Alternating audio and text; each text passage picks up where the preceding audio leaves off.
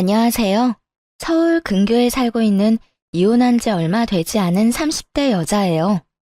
이혼 사유는 남편이 제가 싫어졌다는 것이었는데요. 한때는 제가 없으면 하루도 살 수 없다던 사람이었는데 이혼할 무렵엔 함께 있는 것이 숨 막힌다고 하더라고요. 꼴도 보기 싫다면서요. 그렇게 남편과 이혼하고 난 후 그 인간과 재회하게 된 것은 응급실이었네요. 이혼 후 어떤 일이 일어났는지 들어보실래요? 대학병원에서 간호사로 일하면서 같은 병원 의사였던 남편을 만나 결혼했거든요. 그리고 몇 년 뒤 남편은 독립해서 새 병원을 개원했고 전 여전히 대학병원 응급실에 남아 있었고요. 시댁에서는 무척 잘 대해주셨는데 그 흔한 시집살이는커녕 명절에도 바쁘면 오지 않아도 되니 한가할 때 밥이나 한 끼 먹자고 권해주실 만큼 쿨하고 열린 분들이셨어요. 덕분에 남편과는 서로의 자리에서 각자 일에 최선을 다할 수 있었죠. 남편은 시댁 부모님의 도움으로 개원할 수 있었는데 점점 자리를 잡아가고 있었고요. 그런데 병원에 환자가 늘어나면 늘어날수록 남편이 점점 변해가기 시작하더라고요. 예민한 건 둘째치고 점점 절 배우자가 아닌 도우미 정도로 여긴다는 기분이 들 때도 있었어요. 청소는 제대로 하는 거 맞아? 이불 빨래는 언제 했어? 숨 쉴 때마다 목이 쾌쾌해. 여보, 나 밤샘 근무하고 이제 들어왔어. 눈 밑에 다크서클 안 보여? 아, 그랬어? 그러면 오늘은 집에서 쉬면서 대청소랑 이불 빨래 싹 좀 해. 하는 김에 에어컨도 좀 닦고 말이야. 에어컨 청소는 주기적으로 하고 있는 거 맞지? 이 집엔 나 혼자 사는 거야? 어떻게 모든 일을 나만 해? 당신도 손 있고 발 있잖아. 심지어 당신은 야간 진료는 하지도 않잖아. 내가 밤새워 고생하고 온 날엔 당신이 살림 좀 해주면 안 돼? 나도 힘들어. 누가 당신 보고 안 힘들대? 그런데 집안일은 나보다 당신이 더 잘하기도 하잖아. 내가 해봤자 어차피 당신이 다시 하게 될 텐데 이왕 하는 거 잘하는 사람이 하면 2번 일 안 해도 되잖아. 아, 서재도 좀 치워줘. 완전 엉망진창이야. 청소뿐만이 아니었어요. 반찬 투정까지 부리더군요. 어떤 날은 반찬이 마음에 들지 않는다며 있는 대로 짜증을 내고 나가버리기도 했죠. 가장 대접도 못 받는 기분이라나 뭐라나요. 그래도 이런 남편을 보며 이해해보려고 노력했어요. 얼마나 피곤하고 힘들면 저렇게 예민해질까 하며 측은했거든요. 하지만 이런 인내심도 친정을 무시하는 태도 앞에서 결국 폭발했죠. 그날은 친정엄마의 환갑이었어요. 바쁜 남편 스케줄에 맞춰 일부러 식당을 점심시간에 예약하고 혹시나 하는 마음에 아침을 먹는 자리에서도 약속 시간과 장소를 여러 번 언급했거든요. 그런데 약속 시간이 지나도 남편은 오지 않더라고요. 연락 한 통 없이 말이에요. 결국 남편에게 전화를 걸었고 남편은 아주 태연한 목소리로 이렇게 말하더군요. 깜빡했어. 뭐? 어떻게 다른 것도 아니고 엄마 생신을 잊을 수가 있어. 내가 며칠 전부터 그리고 오늘 아침에도 이야기했잖아. 귀에 딱지 앉을 것 같으니 그만 이야기하라고 했던 게 당신이야. 그런데 뭐? 깜빡했어? 바쁘다 보면 그럴 수도 있지. 돈 좀 보낼 테니까 장모님 드려. 뭐? 안 오겠다는 말이야? 지금이라도 와서 얼굴 비추고 가. 지금 점심시간이잖아. 점심시간이라고 마냥 노는 줄 아냐? 지금도 할 일이 태산이거든. 아휴, 뭘 알아야 대화가 통하지. 하여튼 난 못 가니까 당신네 식구끼리 좋은 시간 보내. 그 순간 이성의 끈이 뚝 하고 끊기는 느낌이었어요. 바로 남편의 병원으로 찾아갔고 거기서 본 풍경에 어이가 없었네요. 바쁘다던 남편놈은 간호사들과 모여 앉아 시시덕거리며 커피를 마시고 있더군요. 생각 같아서는 그 자리에서 남편에게 따져먹고 싶었지만 차마 입이 떨어지지 않더라고요. 남편의 체면도 있었지만 제 얼굴에 침 뱉는 짓이란 걸 알고 있었으니까요. 가까스로 화를 참고 남편과 함께 진료실에 들어갔어요. 아니, 여기는 왜 쫓아온 거야? 몰라서 물어? 바쁘다며. 당신한텐 커피 마시는 일이 바쁜 일이니? 다른 날도 아니고 환갑이야, 환갑. 그런 날에 간단하게 점심 한 끼 먹는 것도 그렇게 힘이 들어? 아, 깜빡했다고 했잖아. 이미 늦었는데 가봤자 눈치밖에 더 보여? 괜히 내가 가서 분위기 망칠 바엔 안 가는 게 서로 좋잖아. 지금 그걸 말이라고 해? 당신 일정 맞춘다고 이 근처로 예약했고 시간도 일부러 점심시간으로 잡은 거야. 그런데 당신이 빠지는 게 말이 돼? 그까지 환갑이 뭐라고 이 유난을 떨어? 그냥 생일이잖아. 1년에 한 번씩 있는 생일. 그까지 생일 때문에 병원까지 찾아와서 피곤한 사람 붙잡고 큰 소리 내야겠어? 남편은 미안하단 말 한마디 없이 당당한 태도였고, 그런 남편의 손에 들린 커피를 빼앗아 그 당당한 얼굴에 뿌려버렸어요. 야, 너 이게 뭐 하는 짓이야? 정신 차리라고. 내가 요즘 당신 힘들다고 다 이해해주니까 나나 우리 집이 우습게 보이나 본데 정신 차려. 그날 밤 남편은 집으로 들어오지 않았어요. 남편의 첫 외박이 있던 날이었네요. 도대체 언제부터 사이가 이 지경이 되었는지 가늠도 되지 않더라고요. 복잡한 생각에 잠겨 째깍째깍 흘러가는 시간을 보며 애를 태우던 그때 시모에게서 전화가 왔어요. 아가, 어제 사돈은 잘 만나고 왔니? 좋은 시간 보냈어? 다정한 시모의 목소리를 듣는데 참았던 눈물이 터져 나왔네요. 아무런 대답도 하지 못하고 대성통곡을 하는데 시모는 아무 말도 하지 않고 가만히 기다려주시더군요. 그렇게 한참을 울고 나니 진정이 되었고 그제야 무슨 일이냐고 물어보시더라고요. 어머님, 그게 어제 그의 생신 자리에 오지도 않았어요. 바쁘다고요. 그래서 병원 찾아갔더니 간호사들이랑 커피 마시고 있더라고요. 그 모습이 너무 화가 나서 얼굴에 커피를 부어버렸는데 자기도 화가 많이 났는지 집에 안 들어왔어요. 뭐? 그러면 외박을 했단 말이야? 네. 병원 일로 점점 예민해지기 시작하더니 이젠 뭘 어떻게 해야 할지 모르겠어요.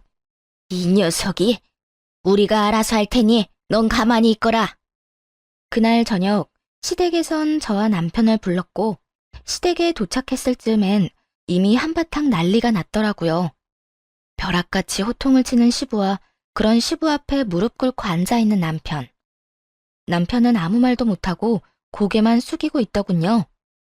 이 녀석아, 내가 너 이딴 식으로 집사람 마음고생 시키라고 병원 열어준 줄 알아? 대학병원 있을 때보다 사는 게 편해졌으면 가정에 더 잘할 생각을 해야지. 그걸로 네 마누라한테 생색이나 내고 바쁘다는 핑계로 사돈 어른 생신도 나몰라라 해? 생색이 아니라 정말 피곤해서 좀 예민해진 거예요. 생신은 정말 깜빡했어요, 아버지. 그런 정신머리 가지고 병원은 어떻게 이끌어가는 게야? 이딴 식으로 굴 거면 지금이라도 간판 내리거라. 아버지, 제가 잘못했어요. 앞으로는 절대 그런 일 없도록 할게요. 너 이 녀석, 다신 이딴 일로 집사람 눈에서 눈물 빼지 마라. 알겠어? 네, 알겠어요. 여보, 내가 미안해.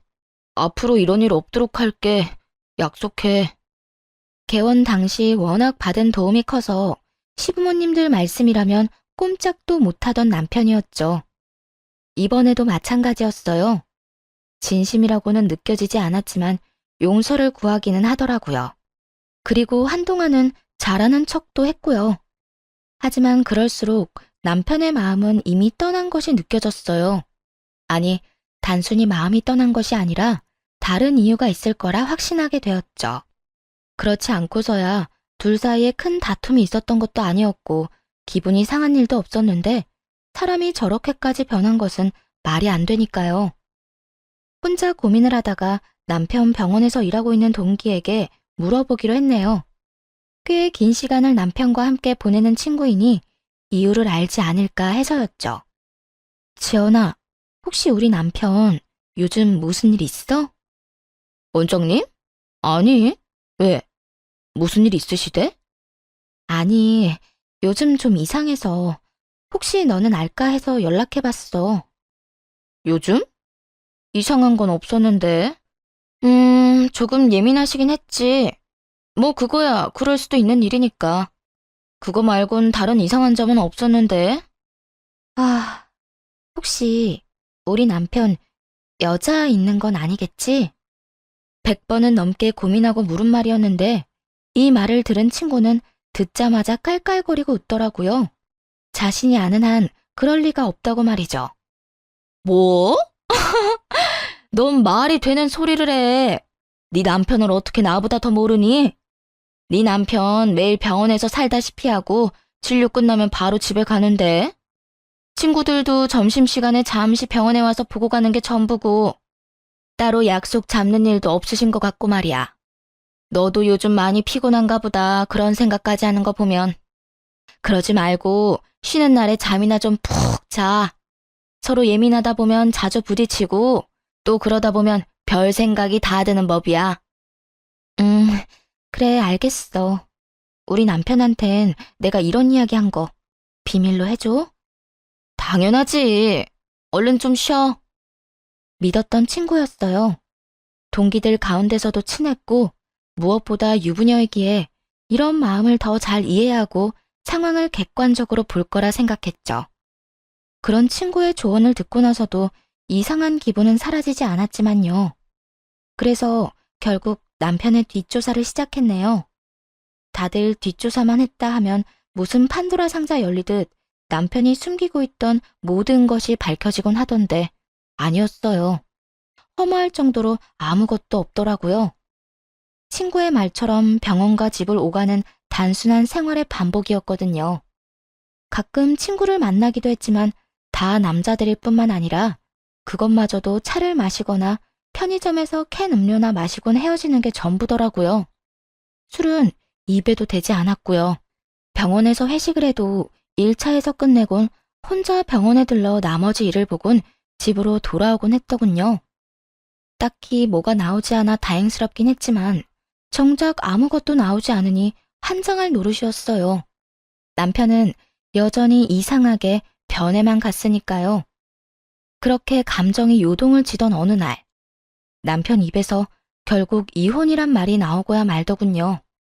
그날은 웬일로 남편이 함께 외출을 하자고 하더군요. 밖에서 맛있는 것도 먹고 산책도 좀 하자고요. 그간 좀 소원하긴 했어도 다시 잘 지내볼 생각은 있구나 하는 마음에 한껏 꾸며입고 외출길에 나섰죠. 들떠서 밝은 목소리인 저와는 달리 남편은 건성건성 대답만 하더라고요. 여보, 여기 진짜 오랜만이다. 여기 기억나? 여기서 우리 첫 데이트 했었잖아. 기억해. 그때 우리 둘 다 밤새고 씻지도 못하고 와서는 어떻게든 데이트 좀 해보겠다고 샷 왕창 추가해서 먹고 버텼는데 부부가 돼서 오니 감회가 새롭다. 그렇지? 그렇긴 하네. 기계를 가져와도 이것보단 다채로운 대화가 될 것이라는 생각이 들면서 화가 치밀어 오르더라고요. 이따위로 굴 거면 다른 곳도 아닌 우리의 추억이 있는 곳으로 오지나 말지. 이게 무슨 사람 하나 바보 만드는 짓인가 했죠. 기분이 상해 바로 자리에서 일어나 집으로 돌아와 버렸고 남편 역시 저를 뒤쫓아 집으로 돌아왔고요. 당신 진짜 나한테 왜 그래? 내가 뭘? 내가 뭘? 할 말 있으면 똑바로 말해. 하루 종일 사람 데리고 다니면서 정신은 다른 곳에 있었잖아. 꼭 똥마려운 강아지처럼. 내 눈치는 이리저리 살피면서 그러면서도 또 멍하니 딴 생각만 하고. 난 오늘 당신이 앞으로 잘 살아보자는 마음으로 산책하자고 한 줄 알았어. 오늘 간 곳이 죄다 우리한테 좋은 추억만 가득했던 곳이니까. 그런데 당신은 시큰둥해선 대답만 겨우 하고 나만 들떠있고. 그게 뭐야 도대체? 그럴 거면 왜 굳이 나가자고 한 거야? 입으로 뱉고 나니 정말 하루 종일 무얼했나 싶더라고요. 화가 많이 나 씩씩거리는 저를 남편은 한참 바라보더니 이내 하루 종일 품고 있던 말을 꺼내기 시작하더라고요. 내가 많이 고민해봤는데 우리 이혼하자. 나 더는 이렇게 못 살겠어.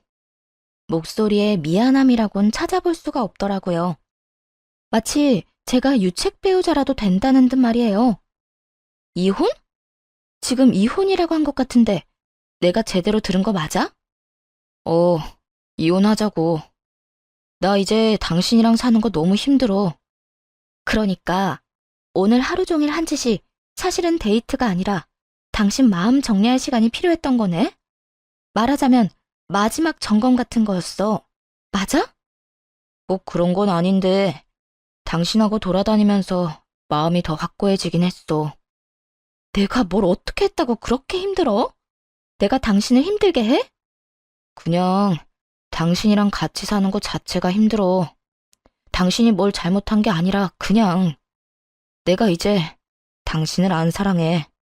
마음이 다 찢어지게 상처가 되는 말을 참 무덤덤하게도 하더군요. 마치 책을 읽듯 아무런 감정도 없이요. 그래도 함께한 세월이 얼만데 남은 정도 없다는 듯 말이에요. 이젠 사랑하지 않으니 이혼하자는 말을 듣는데 스스로가 너무나도 초라하고 또 비참하더라고요. 그리고 문득 나는 이 사람을 사랑하나? 하는 생각을 해봤어요. 그런데 저 역시 이 사람을 사랑하고 있진 않더라고요. 그냥 내가 한 선택이니 그냥 저냥 되는 대로 맞춰가며 어떻게든 살고 있었던 거죠. 우리 부모님 생각해서 그냥 참고 살아보려고도 했는데 이렇게 아무 감정 없이 살아서 뭐하나 하는 생각이 들더라. 이혼만 해주면 재산도 섭섭하지 않게 줄게. 그러니까 조용히 이혼만 해줘. 나 당신이랑 소송 같은 거 할 힘도 없고 마지막을 그렇게 지저분하게 끝내고 싶지도 않아. 알겠어. 그래, 하자. 이혼. 구질구질하게 눈물이라도 흘리며 매달릴 거라 예상했었는지 남편은 그제야 놀란 눈을 하고는 똑바로 쳐다보더라고요. 왜? 내가 울면서 매달리기라도 할 줄 알았어? 아니, 그건 아닌데 좀 더 이유를 물을 거라고는 생각했어. 나 싫다는데 물어서 뭐해. 들어봤자 상처만 깊어질 텐데 뭐. 당신 말 듣고 생각해보니까 나도 당신 사랑하는 건 아니더라. 그냥 저냥 어떻게 해서든 잘 살아보려고 맞춰가고 있었던 거지. 당신 말대로 그렇게 살아서 뭐 하겠어. 지금이 조선시대도 아니고 아니다 싶으면 애 없을 때 헤어져야지. 그렇긴 하지. 당신 괜찮아? 아니, 안 괜찮아. 사실 나 진짜 비참해. 하지만 어쩌겠어. 이혼하자는 말을 주워 담을 수도 없는 노릇이고. 어쨌든 말 나온 김에 하루빨리 이혼하자. 한 공간에 있는 것도 싫다는 남편과의 이혼은 생각보다 더 빠르고 간단하게 끝이 났어요. 결혼할 때는 상견례니 혼수니 함께 살 집이니 고민하고 하나씩 해결하기 바빴는데 그런 결혼보다 이혼이 더 빨리 끝나더라고요.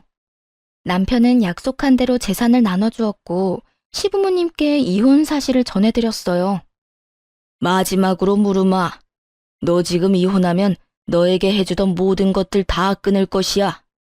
네가 이때껏 벌어들인 것 빼곤 다 뺏기는 신세가 될 텐데 그래도 이혼할 거야? 네, 아버지. 이미 되돌리기엔 늦었어요. 제 마음도 마음이지만 이 사람도 저한테 이제 마음 없어요. 한 공간에 있는 게 숨이 턱턱 막히기 싫은데 어떻게 같이 살겠어요. 남편의 말을 들은 시부는 저의 생각을 조심스럽게 물으시더군요. 아가, 네 생각도 같다 이거니? 네. 제가 싫다는 이 사람 말 듣고 생각해보니 별반 다르지 않은 마음이더라고요. 당시엔 싫은 마음까진 아니었지만 그렇다고 해서 좋은 마음도 아니었어요. 무엇보다 제가 그렇게도 싫다는 사람하고 저도 살고 싶지 않아요, 아버님. 일이 이렇게 돼서 죄송해요. 네가 죄송할 일이냐? 우리가 자식을 잘못 키워 네가 마음고생 많이 했겠구나. 우리가 미안하다, 아가. 아니에요. 두 분은 최선을 다해 잘해주셨는걸요. 이 말을 들은 시부와 시모는 더 화가 났는지 남편을 보며 무서운 얼굴이었죠. 아마 이게 진작 마음이 떠난 남편이 이때껏 제 곁에서 버텼던 이유였겠죠. 너는 각오하고 있겠지? 우선 카드부터 내놓거라. 집도 처분해서 줄 건 주고 남는 건 가지고 오고 병원은 들인 돈이 있으니 다 갚을 때까진 월세로 있으면서 투자금부터 갚거라. 너하고 세아가한테 주려고 했던 건물은 없던 일로 하마. 늘 말씀하신 대로 남편에게 해주던 모든 지원을 끊어버리시더군요. 상속 명목으로 주시려 했던 건물도 없던 일이 되었죠. 아버지, 다른 건 몰라도 건물은 이 사람과 결혼하기 전부터 주신다고 하셨던 거잖아요. 결혼 이혼이랑은 아무 상관도 없는 건데 그것까지 없던 일로 하다뇨. 네 이놈, 네 놈이 뭐 하나라도 받고 싶었으면 이토록 당당한 태도가 아니었어야지.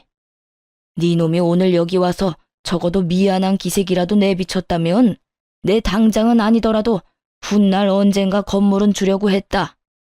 그런데 지금 미안한 척만 하지 진심 어린 반성이란 없지 않느냐? 겉으로 나타나는 게 그 정도인데 네 속은 오죽하겠어. 모르긴 몰라도 잔치가 열려도 10대 번은 더 열렸겠지. 아니에요. 저도 마음이 편치만은 않다고요. 편하진 않아도 미안하지도 않다는 뜻으로 들리는구나.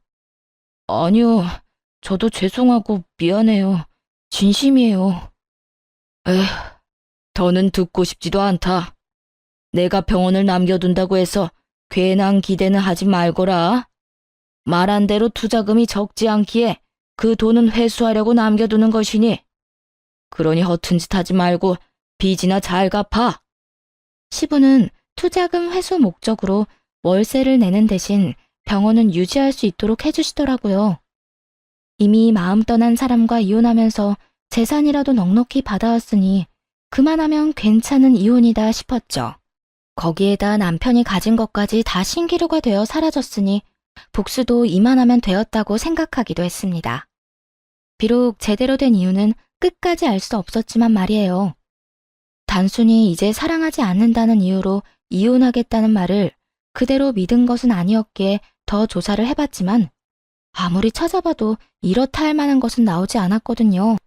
하지만 하늘은 저와는 생각이 달랐나 봅니다. 운명의 장난인지 전 남편과 이혼하고 2달쯤 뒤 이혼의 진짜 이유를 알게 되었으니까요. 그리고 제대로 된 복수도 하게 되었고요. 그날도 응급실에서 근무를 하고 있었어요. 크고 작은 사고가 많은 응급실이라 늘 긴장된 상태로 대기하는 편인데 그날따라 유난히 심하게 두근거리더라고요. 오늘따라 왜 이렇게 안절부절 못해? 집에 무슨 일이 있어? 이혼한 돌싱녀가 집에 일이 있을 게 뭐가 있어. 그냥 계속 뭐가 이상해. 느낌이 싸해. 그렇게 주변에서도 제 불안을 느낄 정도의 싸한 예감이 이어지던 그때 큰 교통사고로 인해 긴급한 상황의 환자가 연이어 들어오더군요. 급하게 환자를 향해 달려갔고 환자의 얼굴을 확인하고는 그 자리에서 아무것도 못한 채 멍하니 서 있을 수밖에 없었습니다. 그 환자는 바로 남편과 제 동기 친구였거든요. 전 남편의 호의로 한 차에 타고 있었다기엔 새벽 3시에 가까운 시간. 누가 봐도 불륜임을 알 수 있는 상황이었어요. 심지어 임신 상태더군요. 아빠가 누구인지 쉽게 확인할 수도 없는 아이를 말이죠. 멍해서 억장이 무너지는 기분조차 들지 않더라고요. 아니, 오히려 그제야 왜 이혼까지 하게 되었는지 이해가 되며 속이 뻥 뚫리는 기분마저 들었어요. 배신감이요? 그딴 감정도 들지 않았어요. 그저 2사람이 저를 속이고 어떻게 외도를 저질러 왔는지 그 과정이 머릿속에 쉽게 그려지더라고요. 흥신소에서도 2사람의 외도 증거를 잡지 못한 이유는 병원에 있었죠. 병원에는 뒷문이 있었는데 간호사들도 알지 못하는 전 남편의 진료실 뒤편에 있는 작은 문이었어요. 상간녀는 그곳으로 몰래 오가며 남편과 불륜을 저질렀던 거죠. 우선 상간녀의 남편과 전 시부모님들을 병원으로 불렀어요. 상간녀의 남편 역시 알고 지내던 의사였던지라 연락처가 다 있기도 했고 2사람의 외도에 대해 다른 증거 없이도 설명할 수 있는 장소이자 상황이라 판단했기 때문이었어요. 더불어 상황이 상황인지라 전 남편에겐 보호자가 필요한 순간이기도 했고요. 제일 처음 병원에 도착한 것은 전 시부모님들이었어요. 어찌나 놀라셨는지 신발도 제대로 신지 못하고 오셨더군요.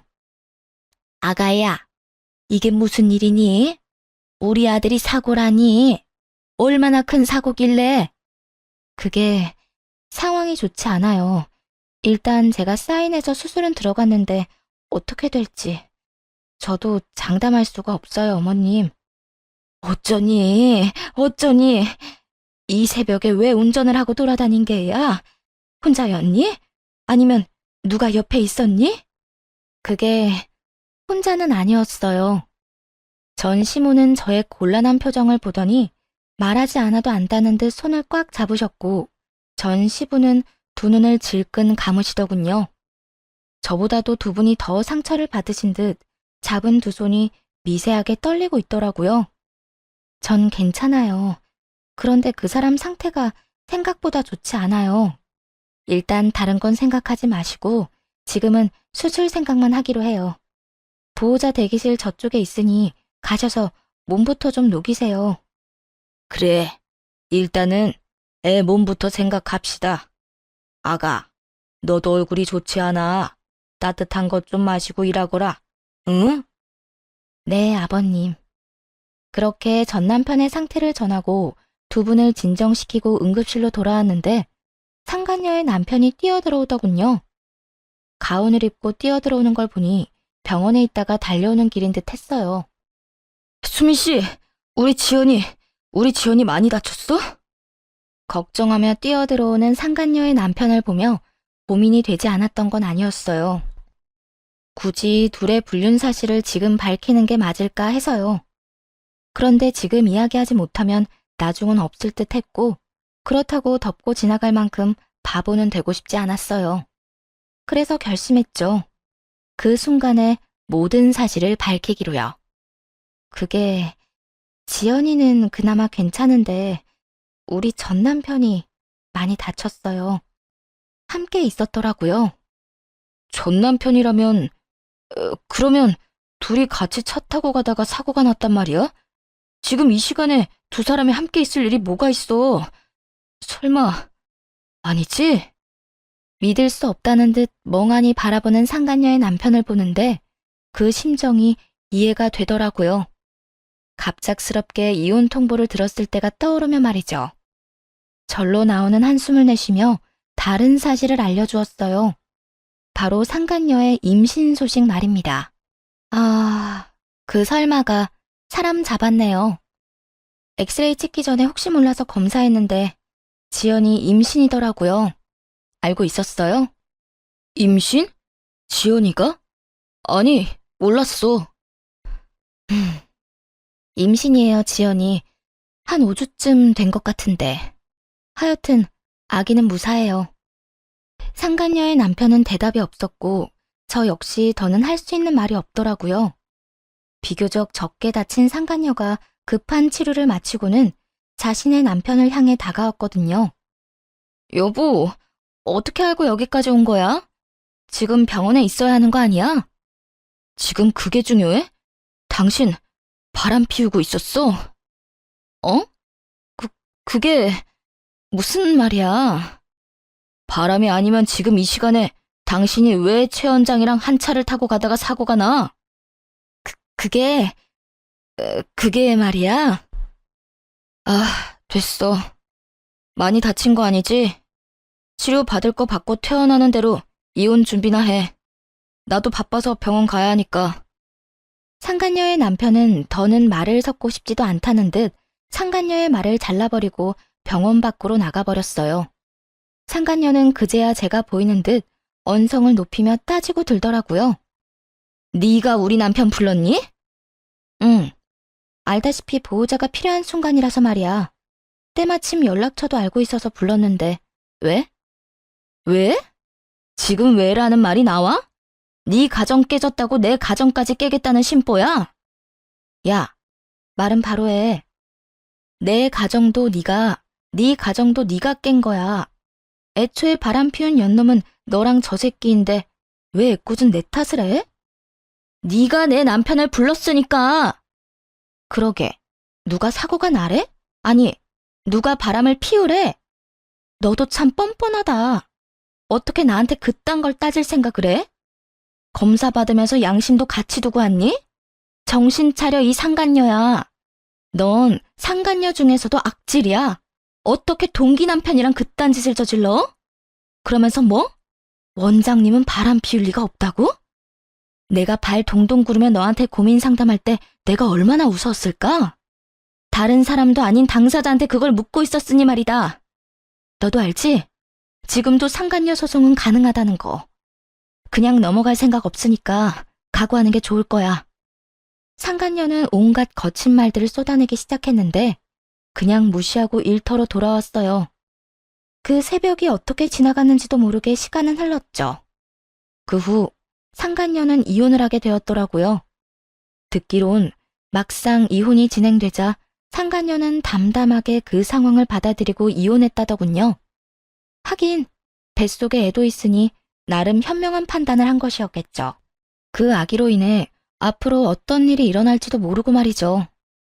저 역시 상간녀를 상대로 위자료를 청구했고 이혼은 순순히 했으면서도 위자료는 주기 싫었는지 다시금 찾아와 득달같이 따지고 들더라고요. 뻔뻔하게도 말이죠. 야, 너 꼭 이렇게까지 해야겠어?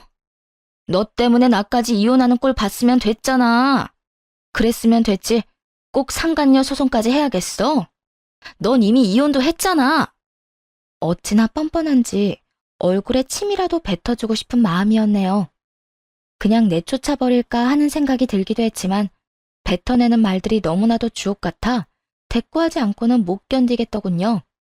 이혼하면 너희가 바람 피우는 게 없던 일이 되니? 너 때문에 내 가정이 다 찢어진 게 없던 일이라도 되냐 이 말이야.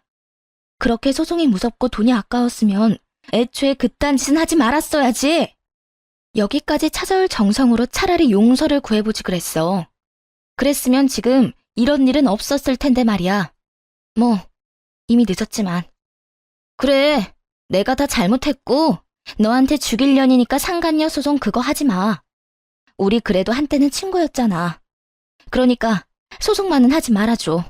응? 상간녀는 애원에 가까운 부탁을 했지만 소용없는 짓이었죠. 결국 소송을 통해 위자료를 받아냈으니까요. 이제 남은 것은 전 남편이었어요. 전 남편의 상황은 생각보다 더 좋지 않았어요. 도대체 어떻게 사고가 난 것인지 하반신 불구는 물론이고 상반신도 한쪽은 마비 증상이 있는 상태였어요.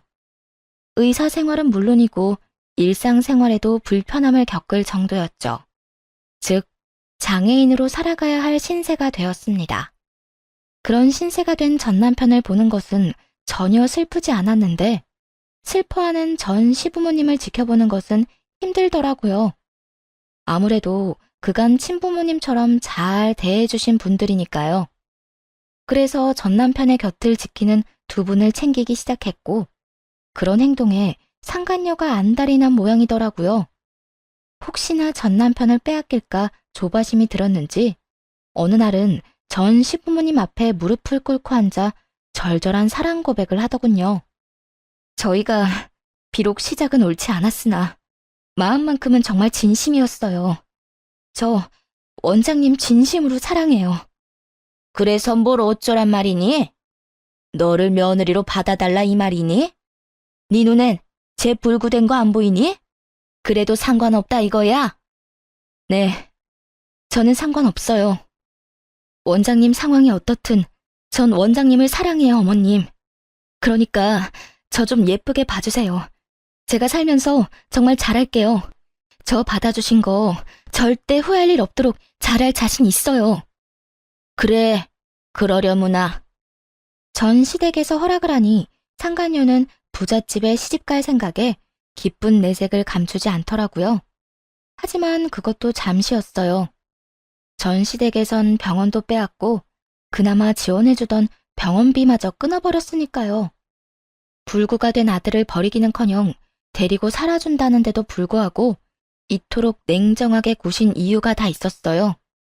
저와 전 남편이 이혼한 이유가 상간녀 때문이라는 걸 다 아시기도 했고 무엇보다 전 남편 옆을 지키고자 하는 상간녀의 의도가 뻔히 보였기 때문이었죠. 여러 사람 눈에서 피눈물이 나게 하고 자기는 호의호식하며 살겠다는 그 추악한 의도가 말이죠. 위자료로 전 재산을 날리고 빚까지 진 것도 모자라 거지가 된 사람의 병시중까지 들게 될 상황이 되자 상간녀는 뱃속의 아이를 핑계로 돈을 요구하기 시작하더라고요. 아버님, 어머님, 아무리 제가 미우셔도 이건 아니죠. 최소한 먹고 살게는 해주셔야죠. 아니, 치료받을 돈은 주셔야죠. 그렇게 사랑하는 사이라고 하더니 이 이야기 못 들었나 보구나. 우린 우리 며느리랑 이혼한다고 하는 순간부터 모든 경제적인 도움은 주지 않기로 했었다. 그러니 네가 그렇게나 사랑한다던 우리 아들, 네가 알아서 잘 보살피며 살아보거라. 우린 네가 무슨 말을 하든지 간에 눈 하나 깜빡하지 않을 것이니. 그러면 이 아이는요? 알고 계시죠? 저 임신한 거. 그리고 이 아기 전 남편 아기도 아니라는 거요. 그러면 이 아기가 누구 아기겠어요? 이 아기 최 원장님 아기예요. 그러니까 아기 생각해서라도 조금만 도와주세요. 최 원장님 몸도 저렇게 되고 앞으로 원장님 인생의 자식은 이 아기뿐일 텐데 이러다 아기마저 잘못되면 어떻게 해요? 상간녀의 말에 두 분도 흠칫하시더라고요. 그럴 수밖에 없겠죠. 아무래도 아들은 불구가 되어 다신 이세를 보는 건 힘들 것 같은 상황인데 그런 상황에서 뱃속에 아들의 아기가 있다니까요. 멈칫하는 두 분을 보며 상간녀는 묘한 미소를 지어 보였고 그런 상간녀에게 저와 전 남편만 알고 있던 사실을 알려주기로 했습니다. 차마 부모님께도 말씀드리지 못한 사실을요. 야, 헛소리 좀 작작해. 네 뱃속의 아기가 그 사람 아기라고? 웃기고 있네. 내 전 남편 아기 못 가져. 뭐라고? 그게 무슨 말이야? 배웠다는 사람이 이것도 못 알아들어? 네가 그렇게 사랑한다던 최 원장 무정자증이라 아기 못 가진다고. 그래요. 전 남편은 무정자증이었어요. 결혼 2년 차에 자연 임신이 되지 않아서 병원에서 알게 된 사실이었죠. 부모님이 아시면 너무 속상해 하실 것 같아 일단 숨기며 이세에 대한 마음은 그때 접었고요. 그런데 그런 사실을 모른 채 전 남편의 아기라고 우겨대니 참 기가 다 막히더라고요. 모든 사실이 밝혀지자 상간녀는 고함을 질러대며 끝까지 저를 모함하기 시작했어요. 거짓말 하지 마. 너 지금 나랑 이 사람 잘 먹고 잘 살까봐 일부러 없는 말 지어내는 거지? 난 분명히 원장님 아기를 가졌는데 무정자증이라니. 아니, 무정자증이라도 가능성은 있는 거잖아. 참 가능성이 있겠다. 그렇게라도 우겨보고 싶은 것 같은데 우길 걸 우겨. 정 우기고 싶으면 나처럼 증거를 내밀어 보든지. 들어보니 네 전 남편 아기도 아니라던데 도대체 남자가 몇 명인 거니? 어디 숨겨둔 원장이 또 있기라도 한 거야? 뭐야? 너 지금 누굴 모함하는 거야? 그렇잖아. 내가 검사 결과를 봤으니 네가 임신한 것도 저 사람이 무정자증인 것도 확실한데 아기 아빠는 누구인지 알 수가 없고 이런 상황에선 다른 가능성이 떠오르지 않겠어? 아니야. 정말 아니라고. 아니에요, 아버님, 어머님. 설마 이 여자 말 다 믿는 건 아니죠? 지금 저 때문에 이혼하게 됐다고 화가 나서 이러는 거예요. 정말이에요. 제 말 믿어주셔야 해요. 전 남편이 무정자증이라는 사실에 상간녀도 그렇지만 부모님들도 충격이 크신 듯 하더라고요. 전 남편의 상태도 충격이지만 인간의 탈을 쓰고 아무렇지 않게 거짓말을 해대는 상간녀의 언행에 대한 충격이 더 큰 듯 했으니까요. 닥치지 못해? 네 말이 사실인지 아닌지는 출산하면 밝혀질 것이고 그때 유전자 검사에서 네 말이 사실이라면 내 너에게 사과하고 내 재산 전부를 네 뱃속의 아기한테 물려주마. 하지만 그렇지 않다면 각오하는 것이 좋을 게야. 감히 다른 것도 아니고 핏줄을 두고 장난친 죄는 받아야 하지 않겠니? 전 시부는 처음 보는 무서운 표정을 지으며 상간녀를 몰아세우기 시작했어요. 상간녀는 뒷걸음치며 눈물로 호소하더군요. 아니에요. 정말 저는 맹세코 다른 남자는 없었어요. 믿어주세요. 그렇게 확신한다니 출산 때까지 기다릴 필요도 없겠구나. 들어보니 태아 유전자 검사도 있다고 하던데 그걸로 진행하자꾸나.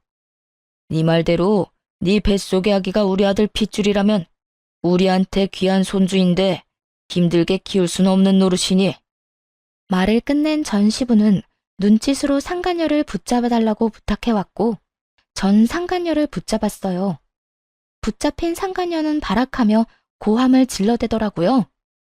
이거 놔! 이거 놓으라고! 너 태아 유전자 검사가 쉬운 줄 알아? 아직 합법으로 정해진 것도 아니라고! 이거 놔! 이거 놓으라고! 다 널 위해서 이러는 거야. 홀몸도 아닌데 합법이든 불법이든 빨리 검사해서 확실해지면 돈도 펑펑 쓰고 너도 아기도 좋은 거 아니야? 당당하다는 애가 왜 이래? 이거 놔! 혼비백산. 말 그대로 아수라장이었네요. 상간녀는 있는 힘껏 저를 뿌리치고 도망쳤는데 그런 상간녀의 모습을 설명하기에 딱 어울리는 말이더군요. 마치 넋이 나간 사람처럼 정신없이 도망치는데 그 꼴 참 보기 좋다 싶었네요. 그 후 상간녀의 소식이 들려온 건 정확히 1년 뒤였어요. 아기를 안고 자신의 전남편 앞에 나타난 상간녀는 뻔뻔히도 임신 주수를 착각했었다며 이번에는 전남편의 아기라고 우겨댔다고 하더라고요. 순순히 넘어갈 리 없었던 전남편은 유전자 검사를 했고 결과는 당연하게도 그와는 일치하지 않는 것으로 나왔다고 하네요. 그래서 다시 한번 떠들썩했다고 동기들이 알려주더군요. 이야기 들었어? 그 상간녀가 안고 온 아기 전남편 아기도 아니래. 이번에 우리 병원에서 유전자 검사했는데 또 불일치. 그래서 난리도 아니었어. 상간녀는 무조건 검사가 잘못됐다고 하고 전남편은 꺼지라고 소리 지르고 전남편은 아니라고 생각하면서도 살짝 기대한 모양이더라고. 하기야 그렇게 당당하게 아기 안고 나타났으니 나라도 기대는 하겠다. 좀 당당했어야지. 뻔뻔하기는 진짜 뻔뻔하다. 금방 밝혀질 거짓말을 어쩌면 그렇게 당당하게 할 수 있는지. 그나저나 네 전남편 애는 확실하게 아닌 거 맞아? 확실하게 아닌 거 맞아. 그건 내가 확신할 수 있어. 그래서 걔는 어떻게 됐어? 어떻게 되긴 또 주랭랑 쳤지 뭐. 사기죄로 고소한다는 말까지 나오니까 겁났는지 도망가더라. 들어보니까 친정에서도 남 부끄럽다고 나 몰라라 한다던데. 꼴 좋다. 그러게 다른 사람도 아니고 너한테 그딴 짓을 하래? 벌 제대로 받는 거야. 네 전남편도 그렇고 그 상간녀도 그렇고.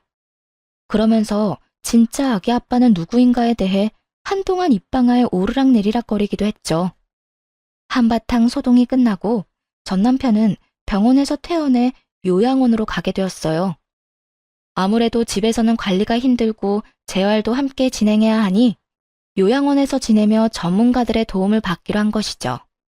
휠체어 신세가 된 전남편을 보니 아무래도 마음이 좋진 않았는데 그런 마음조차 확 날아갈 만한 일이 있었네요. 퇴원하는 날 저를 향해 갖은 악다구니를 쏟아냈으니까요. 또 내가 이 꼴이 돼서 속으론 통쾌하지? 아니, 내가 교통사고 난 것도 네가 속으로 빌고 또 빌어서 그렇게 된 거 아니야? 악밖에 남지 않은 전남편의 말을 듣는데 정신이 확 들었어요. 저딴 인간에게 동정심을 남기다니 참 순진하고 멍청했구나 하는 생각도 들더군요. 야, 정신 차려. 네가 알다시피 나 무당 아니고 간호사야. 네가 말아먹은 네 신세 내 탓으로 돌릴 생각 말고 재활이나 잘 받아.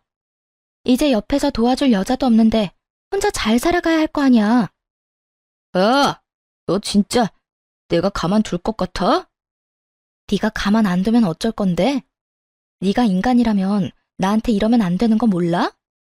내 인생 망친 것도 모자라 본인 인생도 그따위로 망쳐놨으면 이제라도 반성이란 걸 하고 좀 똑바로 살아. 내가 뭘 그렇게 잘못했는데? 설사 내가 잘못했다고 쳐도 이런 신세가 될 만큼 잘못한 건 아니잖아. 난 억울해. 억울하다고. 난 너 때문에 하루아침에 가정도 깨지고 인생도 망가졌어. 내 잘못은 하나도 없었는데 내 마음은 산산조각이 났다고. 그런 내 앞에서 네 억울함을 호소하고 싶니? 내 원망이나 하고 싶냐고. 넌 정말 끝까지 나에 대한 배려나 미안함 따위는 전혀 없구나. 너야말로 어떻게 나한테 이렇게까지 해. 이혼할 때도 나지 않았던 눈물이 그제야 나더라고요. 울면서 고함을 질러대자 전 남편도 그제야 정신을 차린 듯 멍하니 바라보더군요. 놀랍기도 했겠죠. 울며 불며 매달릴 거라 생각했던 순간엔 눈물 한 방울 흘리지 않던 여자가 악다구니를 쓰고 달려들어야 할 순간에 눈물을 흘리니 당신은 부모님 보기 부끄럽지도 않아? 어떻게 마지막까지 이런 꼴을 보일 수가 있어? 나한테나 부모님한테나. 다리만 망가진 채로 살아. 마음까지 망가뜨리지 말고. 본인 말고 부모님 생각해서라도 정신 똑바로 차리고 살란 말이야. 전 남편은 그제야 뒤에 서 있는 부모님이 떠올랐는지 고개를 떨구더라고요. 그나마 부모님 생각하는 마음은 남아있어 다행이라고 생각했네요. 그 후 전 남편을 보는 일은 없었어요. 가끔 전 시부모님과는 만나 식사를 하거나 시간을 가지곤 하는데 그때도 전 남편의 이야기는 전혀 하지 않습니다. 그저 서로의 안부와 이런저런 사는 이야기를 나누며 시간을 보내고 돌아오곤 해요. 한 번은 전 시부모님께서 이런 이야기를 하시더라고요. 아가, 넌 재혼 생각은 없니? 네? 재혼이요? 아, 어머님, 무슨 그런 말씀을 하세요. 전 그런 생각 없어요. 그러지 말고 다시 잘 생각해봐. 너희 부모님도 내심 네가 다시 시작하길 원하실 거야. 우리도 그렇고 말이야. 우리 아들 잘못 때문에 그렇게 된 거지 네 잘못은 없었잖니. 세상 남자들이 다 우리 아들 같진 않아. 가정적이고 좋은 남자가 얼마나 많은데.